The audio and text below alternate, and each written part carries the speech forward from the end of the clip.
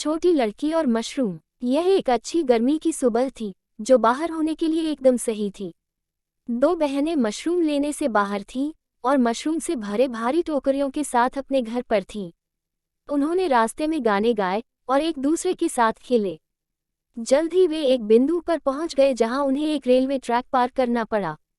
वे इसे पार करने के बारे में 2 बार नहीं सोचते थे क्योंकि कोई ट्रेन नहीं आ रही थी और वे कोई सीटी नहीं सुन सकते थे। वे धीरे धीरे ट्रैक को पार करने के लिए तटबंध पर चढ़ गए, इस बात का ख्याल रखते हुए कि टोकरियां न गिराएं। वे ट्रैक के बहुत पास थे और छोटी बहन इसे पार करने के बारे में थी जब उन्होंने एक ट्रेन के अलग सीन को सुना। बड़ी बहन डर गई और वापस भाग गई। उसने सोचा कि युवा उसका पीछा कर रहा था। वह पीछे मुड़ गई और अपनी छोटी बहन को अभी भी ट्रैक पार करते हुए देखकर चौंक गई। यहाँ वापस आओ, तेजी से वापस भागो, वह चिल्लाया। ऐसा लग रहा था कि छोटी लड़की अपनी बहन को नहीं सुन सकती। वह अभी भी अपने छोटे पैरों के साथ ट्रैक पर कदम रखने पर ध्यान केंद्रित कर रही थी और टोकरी को पकड़े हुए थी। फिर वह फंस गई और ट्रैक पर गिर गई, उसके मशरूम को चारों ओर बिखेर दिया। वह बैठ गई और उन्हें उठाकर अपनी टोकरी में रखने लगी।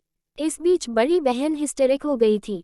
वह रोई और चिल्लाए, अपनी छोटी बहन को मशरूम छोड़ने और वापस चलाने के लिए बुला रही थी, लेकिन ऐसा लग रहा था जैसे कोई उसे सुन नहीं सकता। इंजन चालक ने लड़की को देखकर घबराकर अपनी सारी ताकत से उसकी सीटी बजा दी, लेकिन वह सीटी नहीं सुनती थी। उसकी बहन अब जोर से रो रही थी, घबराहट से उबर गई क्योंकि छोटी बहन अपने हाथों और घुटनों पर पटरियों के बीच रेंगती थी, बाकी मशरूम लेने के लिए। इंजन चालक असहाय था क्योंकि इंजन को अचानक रोकना उसके लिए संभव नहीं था। उसने सीटी को जितना संभव हो उतना मुश्किल से उड़ा दिया, लेकिन इंजन छोटी लड़की पर लुढ़क गया। बड़ी बहन ने अपने कांपते हाथों से अपना चेहरा पकड़ लिया और फूट फूट कर रो पड़ी। यात्रियों को उस दृष्टि के बारे में सोचकर घबरा गया जिसे उन्हें देखना होगा। छोटी लड़की के साथ क्या हुआ, यह देखने के लिए गार्ड ट्रेन के अंत तक भाग गया। जब ट्रेन गुजर गई तो हर कोई उसे अपने चेहरे के साथ पटरियों के बीच बहुत झूठ बोल रहा था। फिर उसने अपना सिर उठाया, अपने घुटनों पर उछला और शेष मशरूम इकट्ठा करना शुरू कर दिया।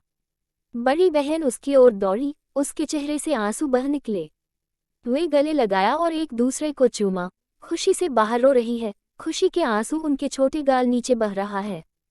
कभी भी दो आत्माएं इतनी खुशी से एकजुट नहीं हुई जितनी उस समय थी।